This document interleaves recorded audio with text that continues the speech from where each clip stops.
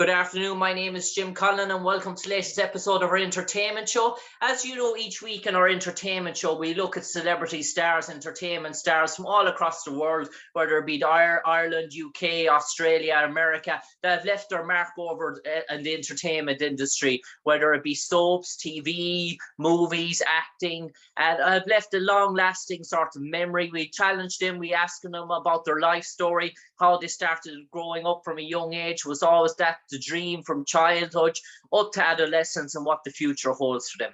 I'm delighted this week our special guest is the one and only Sammy Winward, who played the role. You might remember her iconically from that famous TV soap, British TV soap. It's the one and only Emmerdale.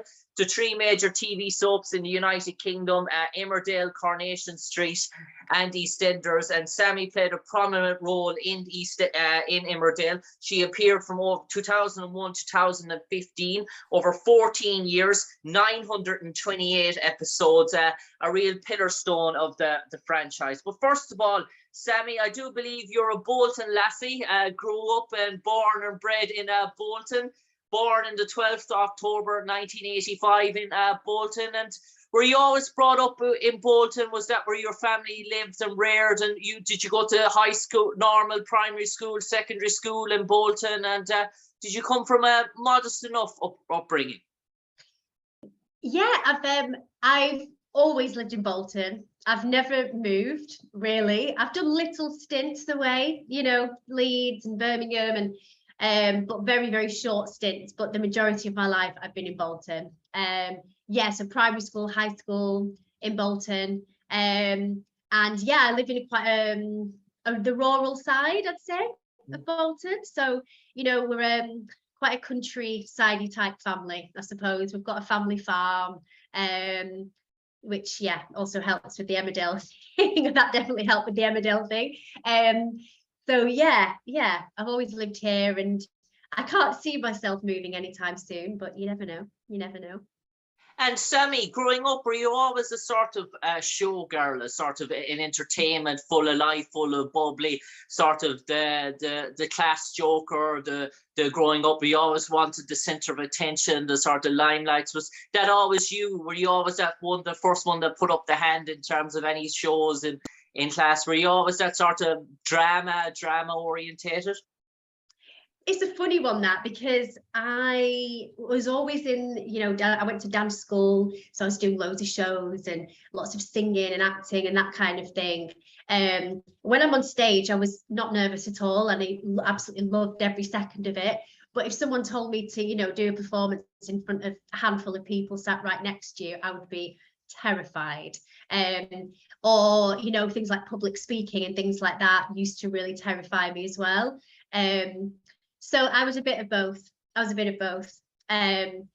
in terms of upbringing, in terms of that, I pretty much did everything. I did dancing, singing, acting, triple threat, as some people might say. I don't know how good I am at all three of those, but yeah, I've just always loved that kind of thing from a very, very young age, and always known that's what I wanted to do. And you were quite the singer, I do believe, in terms of growing up. Was there ever an ambition to take that sort of further, to go down that singing route? Were you a bit of a Madonna fan, that type of Whitney Houston type of singing in the shower, singing in the bathroom growing up? Was that the first pipe dream, or was it, do you always feel that you're more confident maybe acting and playing out sort of fictional roles? I think I've always been more confident with the acting. However, singing is always kind of, if you're an actor, especially when you're doing theatre and musicals especially, singing, you have to be able to sing. And that's, I kind of fell into singing in that sense, because even at dance school it was like, right, we're doing Beauty and the Beast, we need someone to sing the song, so will you do it? So I kind of learned that way, and I feel like I've got a decent enough voice. I've never felt overly confident about it in terms of having that just as a career. Nowadays it's more like, I'll just kind of like sing with friends and do kind of like more folky type music and things like that. I've got quite a soft voice, as opposed to like a big belting, musical type voice. So yeah, but I really enjoy it when I do it. I really enjoy it. And Sammy, when did it sort of become sort of serious? I know as a child it's a hobby and it's a sort of a pastime, and obviously you're in school and your parents will probably think, well, she might go down the route of being a teacher, she might go down the route of being a nurse, she might go down the route of being a civil servant. When did it really come to that sort of level? Well, right, this is the adventure that you and your whole family are going to embark on. Because once a child gets involved in this in a serious sort of note, the whole family is taken on along the whole roller coaster adventure as well. Well, my parents, neither of them are like kind of musical or dramatic or in any way. But my sister was an amazing musician when she was younger. And I went to like down the drama route. And my mum and dad were both really supportive. My mum would drive me to every single lesson. My dad was working, but my mum would drive me to every single lesson, every audition and things like that. And I think the moment I realised that I wanted to do this, full time, was I was 11 and I queued around the block at the Manchester Opera House they used to do massive open auditions for musicals up in Manchester. So we went down, me and my mum, and we queued for hours and hours and hours. And it was for Great Expectations with Darren Day. I was 11 and I was playing one of the pocket children and I got the part. And that feeling was, it was just euphoric, being on stage, being picked out from 1,000 kids to do this run of Great Expectations was just the most amazing feeling. And that's never left me, even to this day, and I think about that quite often. And I think that's kind of the high that you chase in that sense with this business.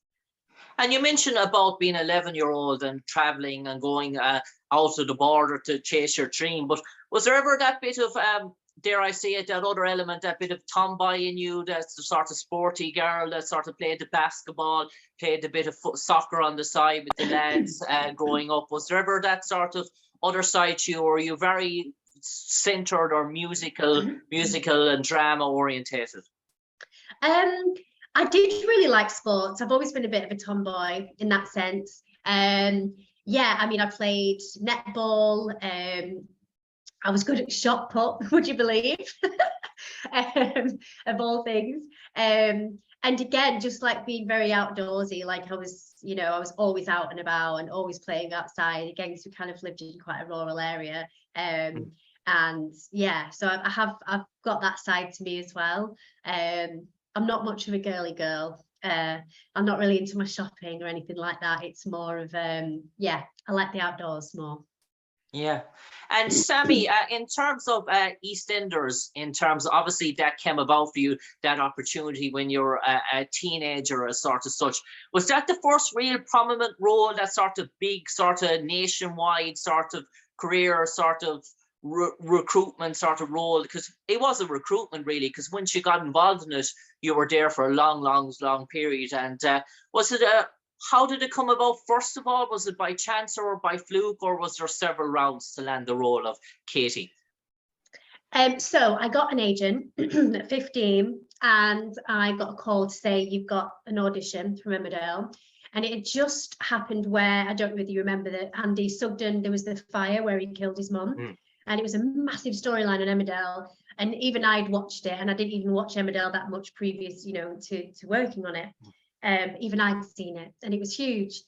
Excuse me. And then I got a phone call saying to audition for Andy's girlfriend, and I was like, oh my God, I was terrified. It was made me really nervous.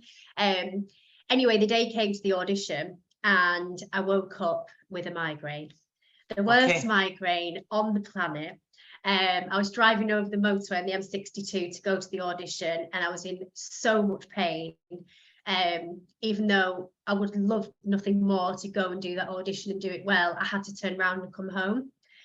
And it was it felt like the worst day of my life. I've been given this amazing opportunity. But I just went home, went into a dark room, and as you do when you've got a migraine. And then very, very fortunately, the next day, my agent called and said they haven't found anyone. So will you go in again? I was like, oh, yes, yes, I'll go in. And So there was no bit of anxiety with that sort of going around the second time after the first time? I think it was more, yeah, of course I was really nervous still, as I still am with auditions. I think, you know, the majority of people still are, no matter how long you've been doing it. And I just remember, like, my dad picked me up from school. I remember I had my school uniform on, but because I ran so fast to the car, I had mud from top to bottom, all the so I had to go to the audition in my uniform covered in mud. Yeah, I drove over the motorway, did it, and and did the tape with Kelvin. And a few days later got the call saying I'd got it when I was on the school bus going home. And I think, you know, even though I knew that's what I wanted to do, I think from, you know, a girl from Bolton just instantly thinking, oh my God, like, I've got something amazing here. And it was just one of the best days ever. Yeah. And Sammy, I imagine for the first year or two, probably life didn't dramatically change. You were still going to school, doing the shooting around that. But in terms of when did it start to really get serious in terms of the involvement, in terms of Emmerdale, when your character needed to be there maybe sort of 3-4 days on set, in terms of where other things had to take a backstage in your life? The very day I got it, pretty much. Yeah, okay. The very day I got it, this storylines just went straight in as soon as I got in there, and it was loads of stuff with me and Kelvin. You know, there was loads of controversial stuff to do with you know, the underage things, miscarriages, and really intense, sad, and very deep stuff that was, you know, very difficult to do. But it did mean a lot of filming time as well. So I was there pretty much 12 hours a day, 5 days a week, which meant that I had to pretty much do my GCSEs on my own. Okay. Yeah, so I was at Emmerdale like 90% of the time. So I still went to school for that last year, but not as much as, not very much, to be honest. I was at the other side of the motorway in Leeds. And Sammy, in terms of, you mentioned that role, the underage role, and obviously portraying miscarriages, teenage pregnancy, teenage sex, and all that sort of thing. Was that a sort of nerve-wracking for your sort of parents as well, for you portraying those sort of sensitive subjects for any sort of mother-daughter and mother-father sort of relationship, portraying them on TV? Obviously, they were fictional as such, but in terms of portraying them, was it sort of difficult enough to portray roles that probably you weren't even accustomed to in your own personal or private life? Do you know, funnily enough, I do get asked that question quite a lot, because you know, it was really difficult, because I knew there was a lot of pressure on me to get it right, and because I knew a lot of people would be watching it and going through similar things and similar experiences, and but like, as you just said, I hadn't been through those things. I hadn't had those experiences myself. So the only way I could portray it is how I imagined I would deal with it in that situation. And obviously I did lots of research as well, but I just tried to do it as true as possible to how I would react in that situation. And, you know, the producer at the time was fantastic and used to take myself and my mum, you know, to the office, and would sit and he'd discuss it in detail as to what was going to come up. Are we okay with that? You know, because they were controversial, and you know, it is uncomfortable at times, but those uncomfortable stories do need to be told, because they do happen. So yeah, I hope I did them justice in some way. And you certainly did. And Sammy, in terms of Emmerdale as sort of such, obviously you're portrayed now on national TV, probably the third biggest, well, I wouldn't say third biggest, in the top 3 soaps in the UK, along with Coronation Street and EastEnders. And obviously that brings national attention. Did your life change dramatically in terms of socializing with your own friends, in terms of going around? Do you get probably attention that you probably wouldn't have got attention otherwise? And did people associate yourself to the character Katie, in terms of that maybe what they saw on TV they expected to see in real life as well? Yeah, I mean, I think back then as well, when I first started Emmerdale, it was pre-reality TV. So soaps were very at the forefront of, there's lots of stuff in the newspapers and magazine. People bought magazines back then, and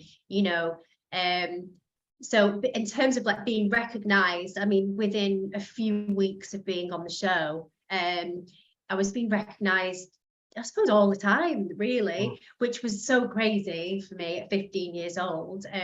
But I have to say, like, everyone was so lovely, and everyone was so like lovely about the character as well, which made it easier for a 15-year-old. I think if I was playing a mean and nasty character and I was getting abuse about that would have been tough at that age. But Katie was, a nice enough character. So people were nice about that. But yeah, like I said, I spent most of my time working as well. So that was quite difficult. So I was leaving home, in Bolton quite a lot to go over to Leeds.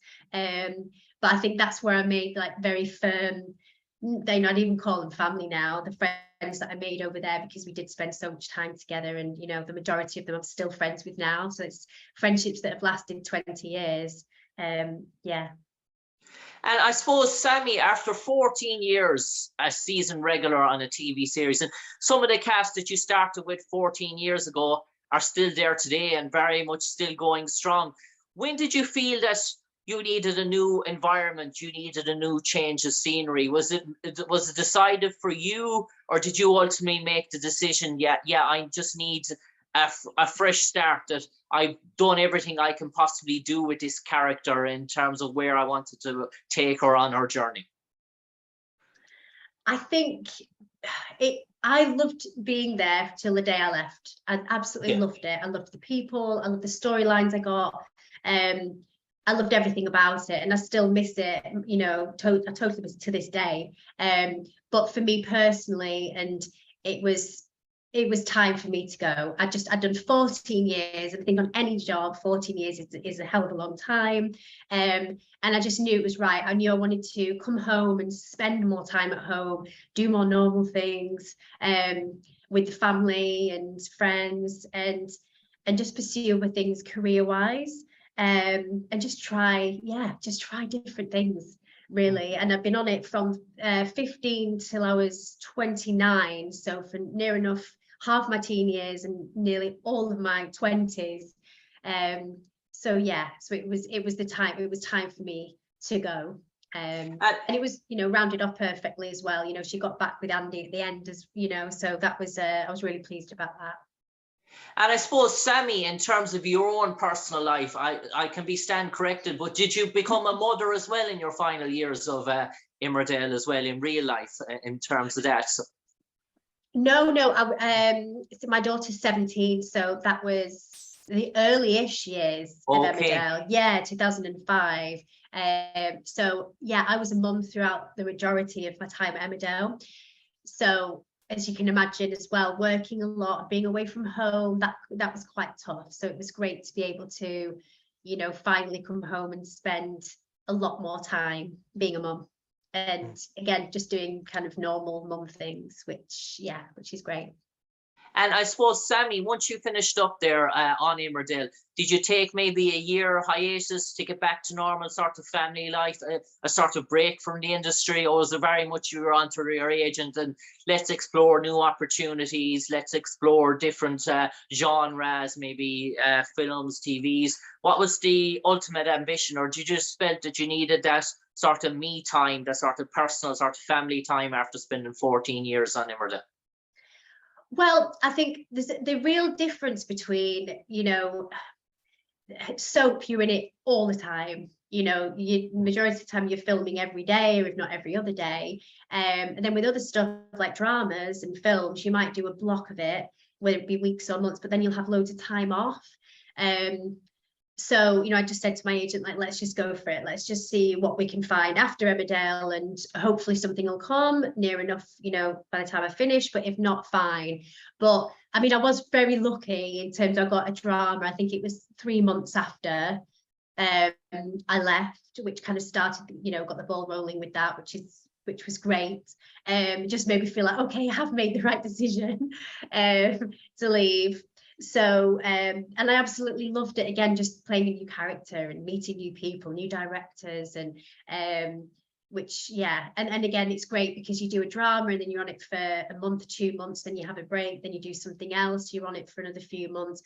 But that time in between, you can really focus on home and home time. So, yeah. And you mentioned about Bolton, and you mentioned about Leeds and staying in that environment. But obviously, when you come out of a successful sort of series as such as Watch Emmerdale, it sort of gets you sort of nationwide limelight. Did you ever think, right, I'm going to pursue maybe a project, maybe a movie that's going to have me for, say, 2 or 3 months in the United States or in Ireland or Australia, or do something like that? Or was very much you were looking for opportunities that were rooted towards home?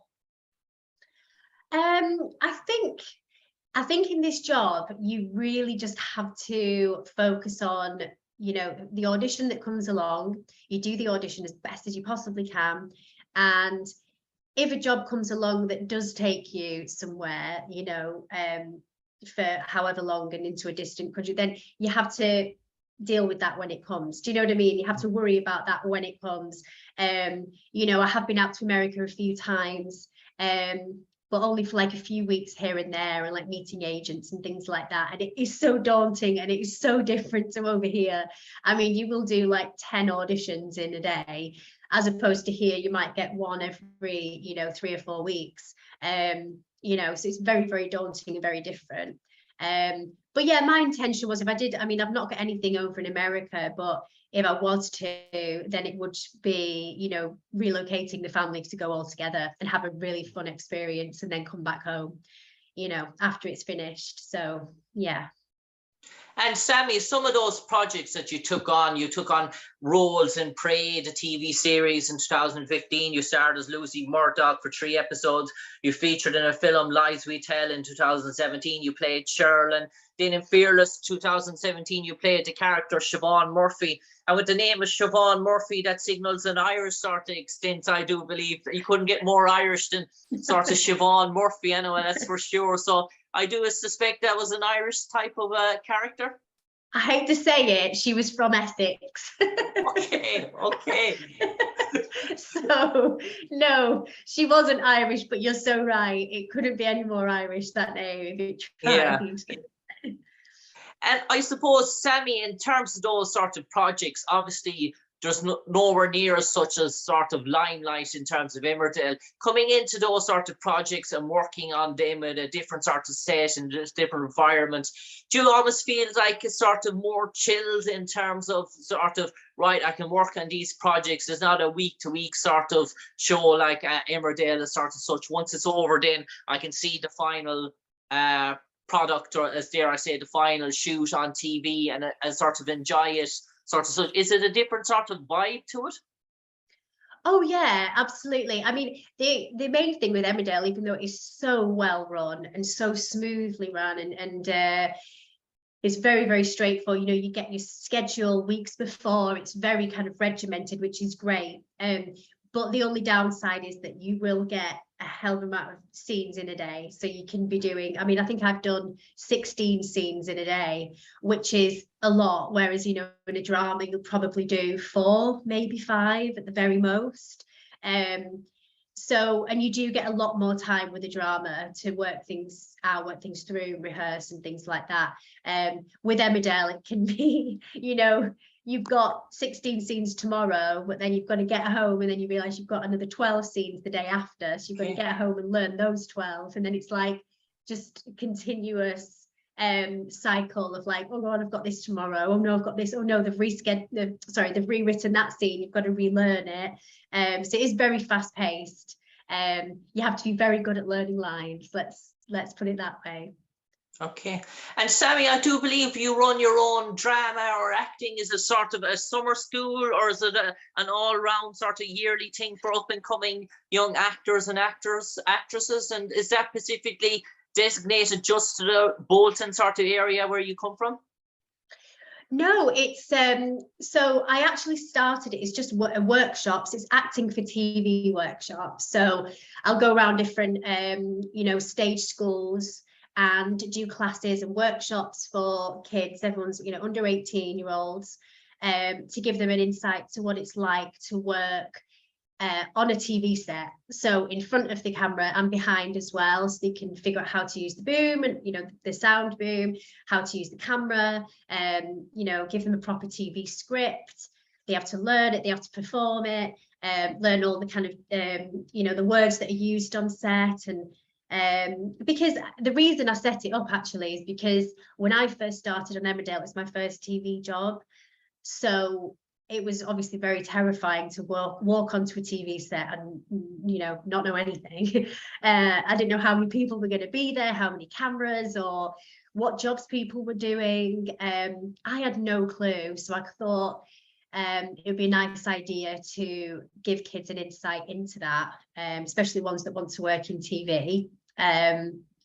So when, you know, not if, when they get their big TV jobs, they can walk onto set and just have that, you know, little bit more confidence, knowing what to do, where to stand, you know, how loud to be, you know, and what everyone's jobs are on the set. So yeah, but I do them all. I've done them all around the country. It's obviously since COVID, it's been completely different. So it's died down a little bit, but you know, as everything else has or did with COVID. So yeah, I kind of stopped it for about a year and a half. I'm going to get that started again soon. But yes, I really enjoy doing them. Yeah. And Sammy, what does the future hold for Sammy Winward in the next year or two? Have you in terms of your pipeline? I know you're sort of working, you're currently filming a project at the moment. You might enlighten us on that. But aside from that, is there any sort of career goals? Is it centered around the TV entertainment industry? Is it more family oriented? Is it more travel, lifetime sort of goals? Or what's in the pipeline for Sammy Winward in the next year or two? Do you know what? It's same as it has been for me. It's just finding a lovely balance in terms of home life and, as you said, travel. I love to travel. I've got my own camper van, so yeah, we do a lot of camper vanning with the family, and traveling abroad as well. But also, you know, just work-wise the same, and doing the jobs that come along. You know, I've just finished a drama, which was fantastic. I love doing, and now this week I'm doing a short film called 5,000 Stars.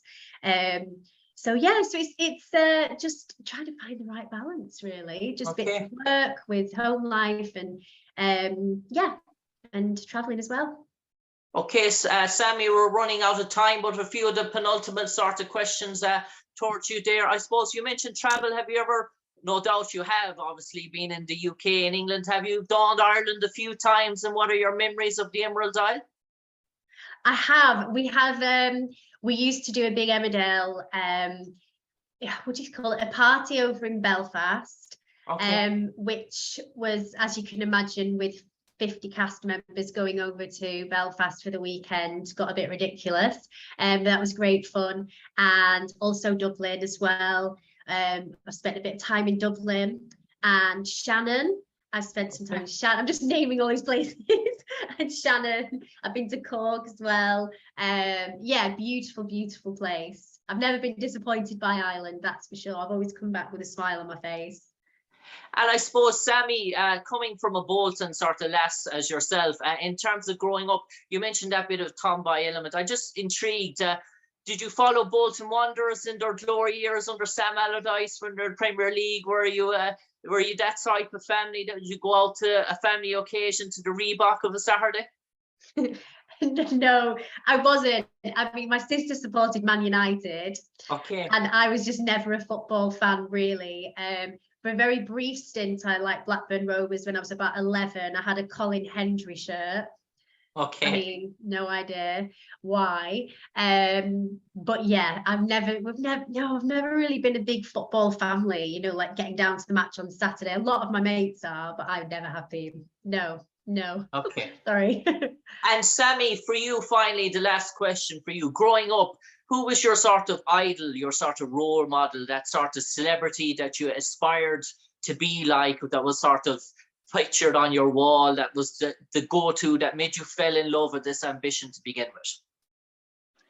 I mean, there's so many people that I look up to in this industry. It's a funny one, really. I've always had this real Drew Barrymore, the actress, mainly because, I mean, she started work very young, and she went through a hell of a lot, didn't she? But she's come out the other side, and she's just so lovely, so down to earth, humble, personable, a great actress. And it's just, again, I feel like she's got that good life balance. So I think, and even now, I really aspire to, be like her, be someone like her. And to not just think that everything is about work. Work is important and work's brilliant and good fun, but it's not everything, which I feel like she's like that.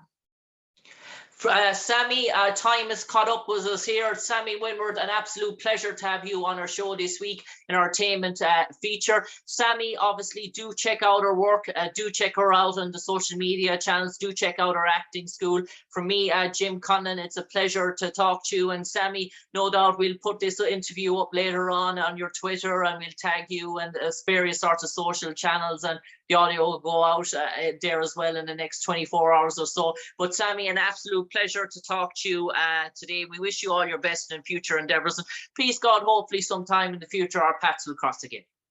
Will do. Thank you so much. Thank you. Thank you. Take care, Sammy. Bye bye.